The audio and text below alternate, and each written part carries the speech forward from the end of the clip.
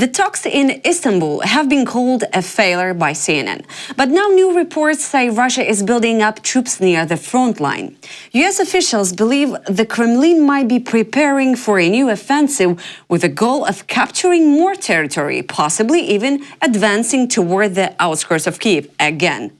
We're joined by Frederick.Kagan, Senior Fellow and Director of the Critical Threats Project at the American Enterprise Institute. Together with the Institute of Study of War, he tracks every turn of Russia's war in Ukraine and recently co-authored a landmark report on how Ukraine is rewriting the rules of maneuver warfare. Dr. Kagan, it's a pleasure to have you here in the studio of Channel 24. It's great to be with you. Thank you. You know, I was thinking, I have a list of questions to you, but you know, I cannot ignore what's happening in Istanbul right now. And you've probably heard that Russia is, you know, all the bold statements they have, that they are threatening Ukraine, and they are saying that they will fight whenever it takes, 1 year, 2 years, 3 years, or even more than 20. Well, from your perspective, all these statements, are they, you know, serious? Should we take them seriously? Is there bluffing? Is there a psychological game or just a real threat of a new Russian offensive? Well, the answer to all of those questions is yes, because it's Russia. And so there's always a psychological game. And there's always an effort at bluffing. They certainly mean what they say in that they intend to fight for as long as it takes. They do intend to continue to conduct offensive operations. They do intend to pursue their full objectives, which include driving Ukraine to capitulation. And I don't think that those objectives are going to change until the correlation of forces changes very fundamentally. But beyond that, they are also trying to create the impression that they are willing and able to do this forever, to continue to conduct these kinds of operations in order to persuade either Ukraine to give up, which I think will not happen, or to break European support from Ukraine, which I also think is unlikely, or to persuade the United States not to continue supporting Ukraine, which is more possible, but very far from certain at this point. So I think it's a combination of a true willingness to continue fighting indefinitely, although it's less clear to us that they can, with an effort to create psychological effects. You know, but when they are talking that they can fight with us more than 20 years, but it costs a lot. It costs a lot of resources, money to pay to all those soldiers. I mean, are they capable? No, probably they are, but... Well, yes and no. They are going to run into real limitations in their abilities to sustain these kinds of operations indefinitely. And the fantastic team at ISW has been reporting on that, including in a great report by Christina Harward on Russia's vulnerabilities. They are running out of tanks. They are not going to be able to produce enough tanks to offset their losses. They are having challenges producing other kinds of military equipment. And those challenges are going to continue. Obviously, they have a lot of people, and they have more people than Ukraine does.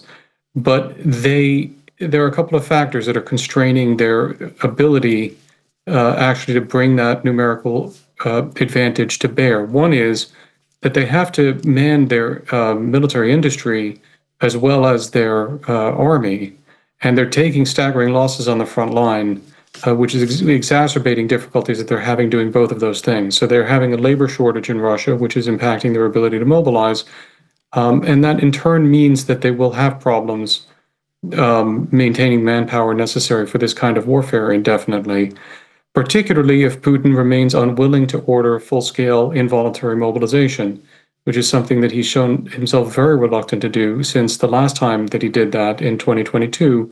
He got something like 330,000 more soldiers into his army, and something like 700,000 Russians fled the country. From what we can tell, Russian enthusiasm for involuntarily fighting in this war is not higher now than it was then. So I think that Putin will continue to be reluctant to do that, and that will be a real check on his ability to continue doing this indefinitely.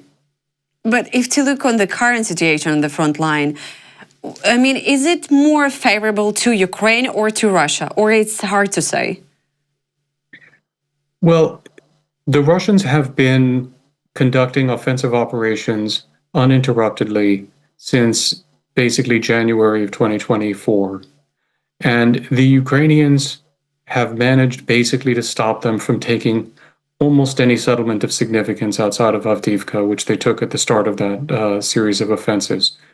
In 2024, the Russians lost close to 500,000 soldiers for an area that in the US we say is about 9/10 the size of the state of Rhode Island, which is one of our smallest states.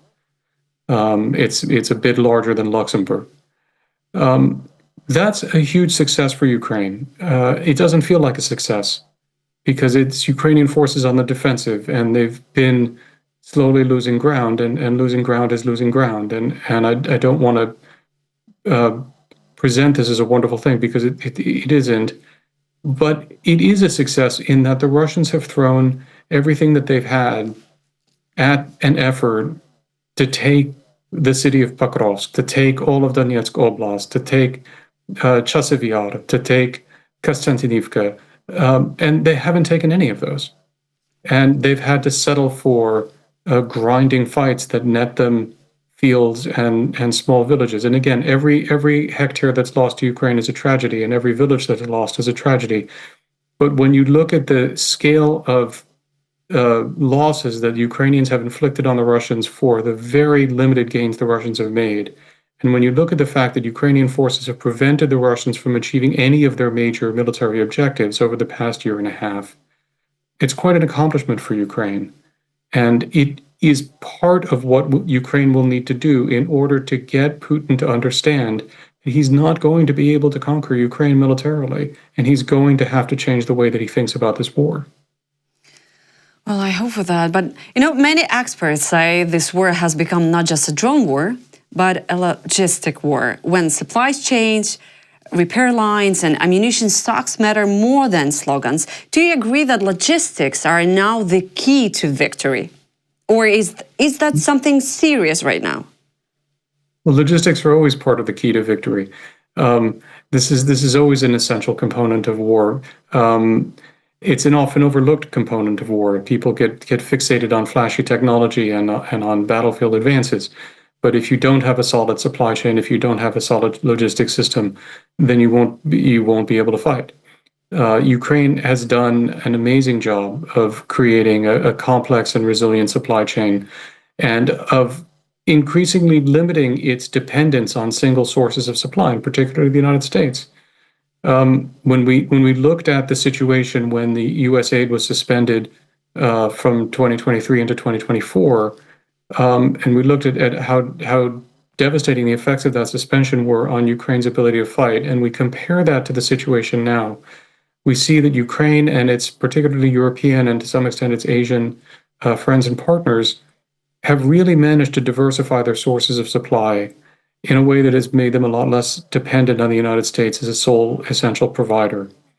And I think the other dynamic that we're seeing, which is very positive, is that the Europeans are increasingly realizing that they have a lot of skin in this game, and they are going to have to continue to step up and help Ukraine as a way of helping themselves.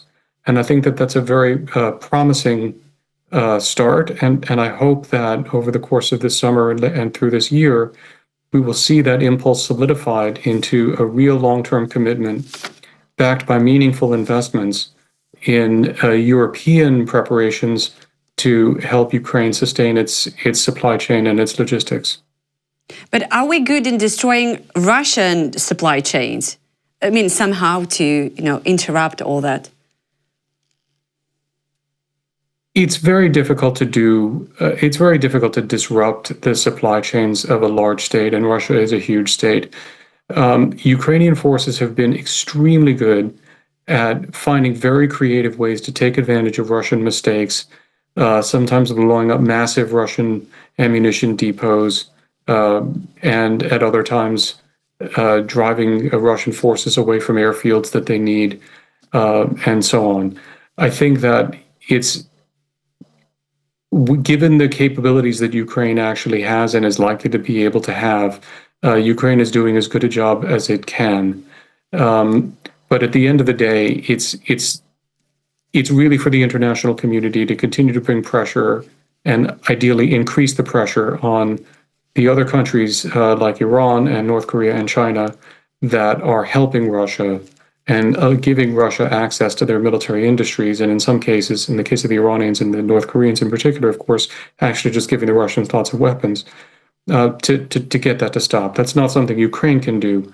And it will be very hard for the world to do, but I think the world could be doing more. Yes. Andrius Kubilius, the first ever European Commissioner for Defense and Space, he was recently in Kyiv on security conference. And he told to Ukrainian journalists that there is less and less weaponry in the world that Ukraine would not be able to produce on its own. Even air defense system. What is your take on that? Ukraine has done an amazing job. I mean, let's start by remembering, I don't need to remind you, and I don't need to remind my Ukrainian friends, but the world needs to remember that Ukraine had a major defense industry before the full-scale invasion. It had a basis on which to build. It was a significant arms exporter. And of course, Kyiv was the heart of the Soviet aerospace industry. And Ukraine has done an amazing job of developing defense industry, military industry during the war, and developing the ability to produce a lot of the weapons that it had been receiving from the West. I think it's going to be very important for Ukraine and for Europe to continue to work on co-investment, European investment in Ukrainian defense industry. And that's probably going to require some challenging changes for Ukraine as well to ensure that Europeans benefit from that, especially over the long term as well. I think Ukraine ultimately can become one of the arsenals of freedom, working with European investors and European defense industry in this way. That said, I think there are some systems that Ukraine will have a very hard time replicating anytime soon. Systems like the Patriot that are able to intercept ballistic missiles are extremely difficult to develop. I would love to see an indigenous Ukrainian version of that, but difficult. Difficult. But is that possible? Even, let's imagine, in 5 or 10 years. I can't give a timeline on it. The fact that we developed it means that it can be developed, and so I think with sufficient investment, and particularly in conjunction with European and Asian partners, I'm certain that it can be replicated, but I have no idea in what time or at what cost. Yeah. I often hear that Russia isn't just avoiding a ceasefire because it still plans to conquer Ukraine, but also because its economy has been restructured for war. Would stopping the war now hit Russia's war economy too hard? Does this mean the war could drag on indefinitely? So, I mean, when Kremlin's saying that they just want to, capture Ukraine and to achieve all their goals, is that really true? Or is that, something economical background behind that? Well, unfortunately, I think it's really true. I think Putin will not be satisfied, and a Putinist regime in Russia will not be satisfied until it has conquered Ukraine or forced Ukraine's capitulation in some way. And I don't think Ukraine will capitulate. So I think Russians will have to continue to try to find ways to conquer it, at which I'm certain they will fail, by the way. Thank you. But I think that's real. Certainly, Putin would have problems rapidly off-ramping the military industry, and even more dealing with the demobilization of the military forces he has now. I don't think that's driving the war, because I don't think he intends to demobilize even when he's done with Ukraine. He's made it clear that he has objectives that transcend Ukraine, objectives in Europe, objectives against NATO, objectives against former Soviet states. And so I think that Putin is actually preparing for a long-term permanent mobilization in a way, as he's creating an ideology in Russia that is sort of like this. It's sort of like the Soviet ideology minus communism. And that's an ideology in which Russia decides that it's threatened by the entire world and has to be on a permanent war footing in response to that threat, I think that's an ideology that Lieutenant Colonel Putin found very comfortable as a KGB officer, and I think that that's the ideology that he's bringing back. So I think he can manage to have the fighting stop in Ukraine and retain mobilization on the basis of the ideology that he's creating. But I don't think that he's going to stop fighting in Ukraine until one of two things happens. Either until he defeats Ukraine, which again, I'm confident that he won't be able to do, or until he's forced to realize that he is not able to achieve his objectives in Ukraine by force, and that trying to do so will just make the situation worse for him. And I think the task that faces Ukraine and the United States and Europe in trying to bring this war to a rapid and just end is the task of persuading Putin of exactly that, that further military activity will only generate worse effects and worse results for Russia. Yeah. Let's go back to what happened on the 9th of May, the Victory Day parade in Moscow. Can we say that Russia's military capabilities have actually improved? You know, you said previously that it's not, but you know they were picturing through propaganda all these statements and messages giving to the world. I mean, what is your perspective watching the parade was? From the perspective of somebody who's been watching the war in Ukraine, it was not particularly interesting because we saw them highlight the stuff that they're using in Ukraine, and we know that they're using those capabilities, and we know that the Ukrainians have been able to stop them even with those capabilities, and I'm confident that that will continue to be true. From my perspective as an American military analyst who's interested in the defense of Europe and the defense of the United States, what was interesting to me was the degree to which Putin was highlighting things like small drones and longer range drones and other systems like that in the military parade, which is usually used to showcase what will be the future power of Russia. And that tells me that Putin doesn't intend to go back to some old armored forces, heavy kind of fighting. He does recognize that he is engaged in the future of warfare in Ukraine right now. And that's where he intends to go. So that's very important for us as Western analysts. In terms of showing me the quality of the Russian military, the Victory Day parades are qualities of Russian military spectacle. We see the quality of the Russian military every day on the battlefield in Ukraine, and what I know about that quality is it's not sufficient to overcome Ukraine's armed forces. And how do you interpret the recent visit of the Chinese leader to Moscow? He was visiting on the 8th, on 9th of May. Was that some signal to the world? What do you think? Well, unfortunately, the Sino-Russian relationship is deepening, and we are seeing the Chinese providing important support to the Russian war effort. And Xi Jinping is, if anything, increasing his commitment to Putin. We do need to recognize that the Russians and Chinese and the Iranians and the North Koreans form a sort of a grouping that is collectively determined to destroy the leadership of the free peoples of the world, and is fundamentally antithetical to freedom. And is willing to work together to a considerable extent to that end. Beyond that, I think it's important not to focus excessively on the spectacles and the symbolism. We see what's going on the battlefield every day. We see the Chinese components that are turning up in Russian equipment. We know how dependent the Russians are on Chinese, ostensibly dual-use support. This is a problem, and this is something the world needs to take very seriously. And what kind of world do you see if Russia will dominate, if Russia will win? What would the global order look like? It would be devastating for the world and for the global order. It would be devastating for freedom. It would be devastating for Europe, and it would be devastating for the United States of America for Russia to prevail in Ukraine. I think it's very hard to argue the contrary. As I said earlier, the Russians have ambitions that transcend Ukraine, and putting the resources of Ukraine at the disposal of those ambitions would create an incredibly dangerous and difficult situation for Europe and for the United States with its interests in Europe and with its commitments to the defense of Europe. And of course, if Russia were to succeed in his ambitions in Ukraine, it would encourage Xi Jinping to pursue his ambitions over Taiwan and elsewhere in Asia even more aggressively. And it would persuade him that the West and the United States in particular were simply not willing to stand up for their interests, even when they were not being called upon to fight.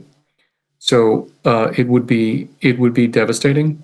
This is why I'm confident that it's in the interests of Europe, it's in the interest of our Asian allies and partners, and it's in the interest of the United States to help Ukraine prevent that from happening. And I'm very confident that if we continue to help Ukraine, that will not happen.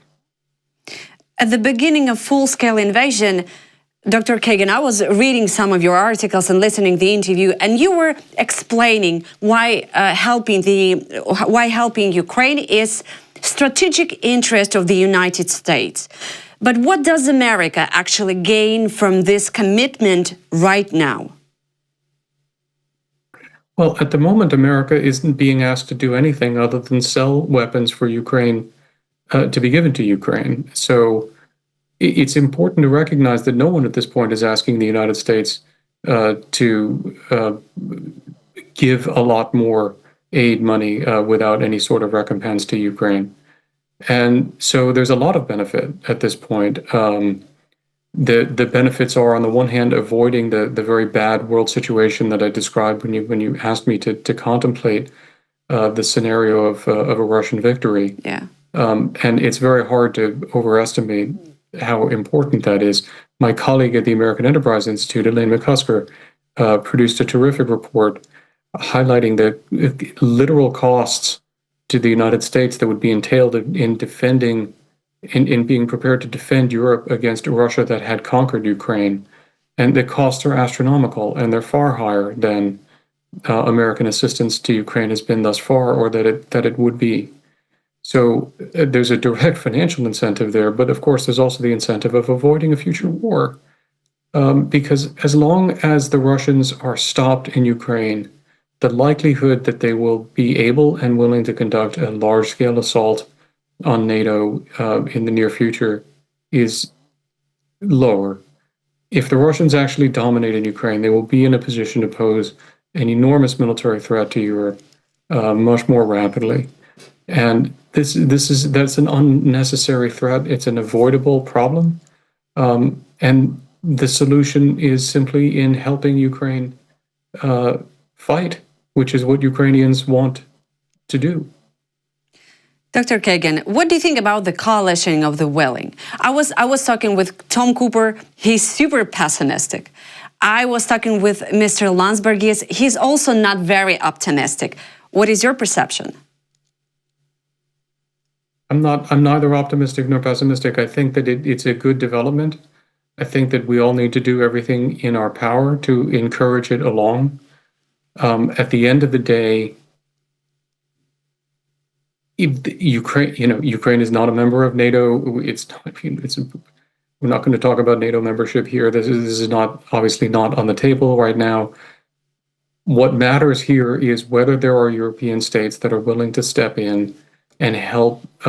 Particularly right now, the question is secure Ukraine in the case of an acceptable ceasefire.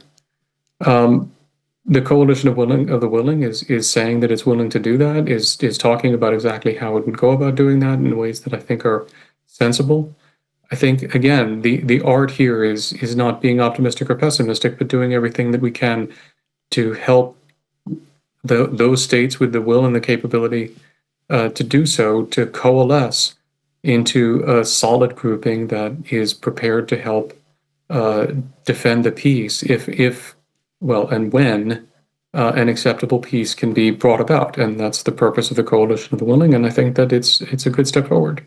As long as you're mentioning NATO, is there a chance that a new military alliance could actually be formed, either as an alternative to NATO or in cooperation with it?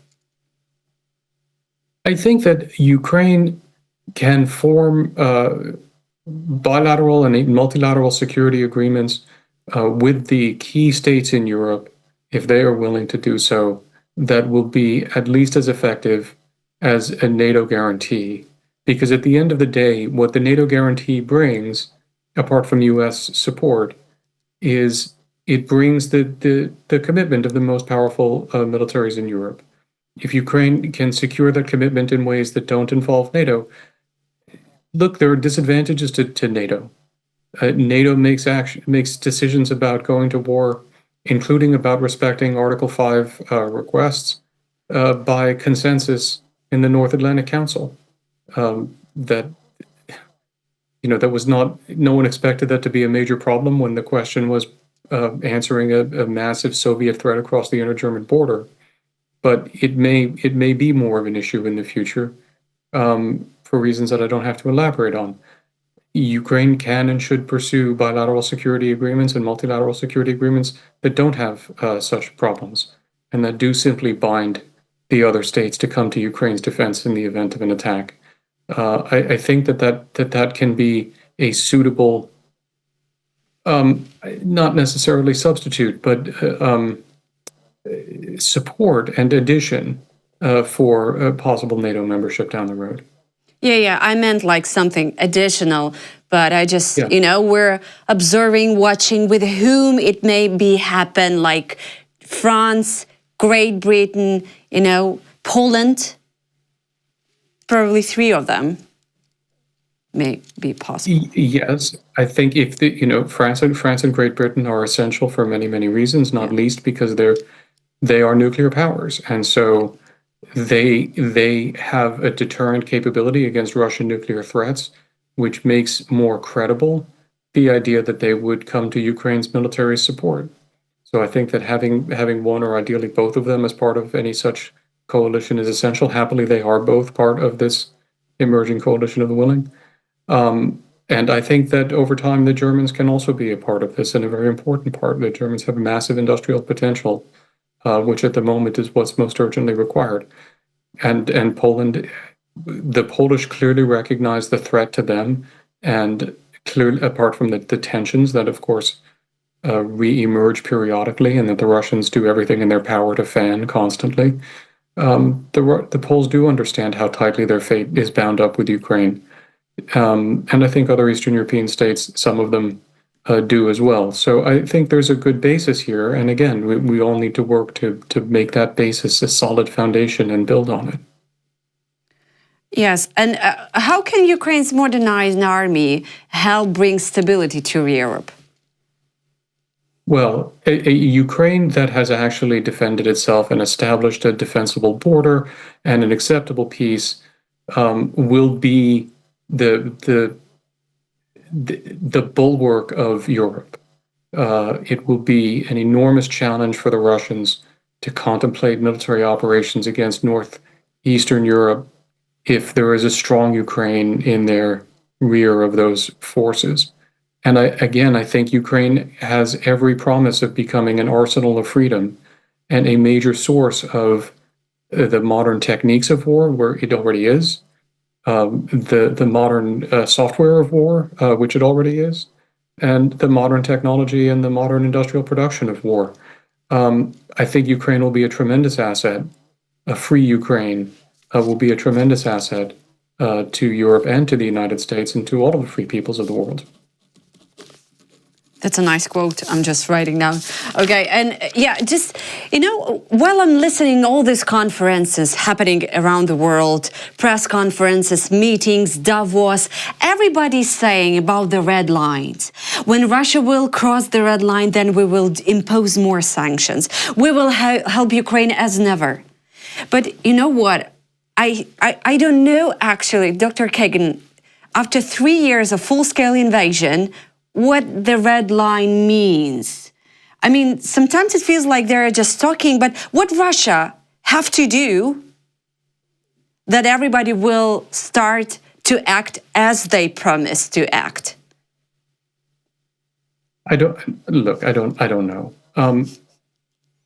I don't like talking about red lines. I don't like issuing red lines, and I don't like overreacting. Frankly, as the Biden administration often did when other sides talk about red lines. Yeah. What matters really is the trajectory that we're on.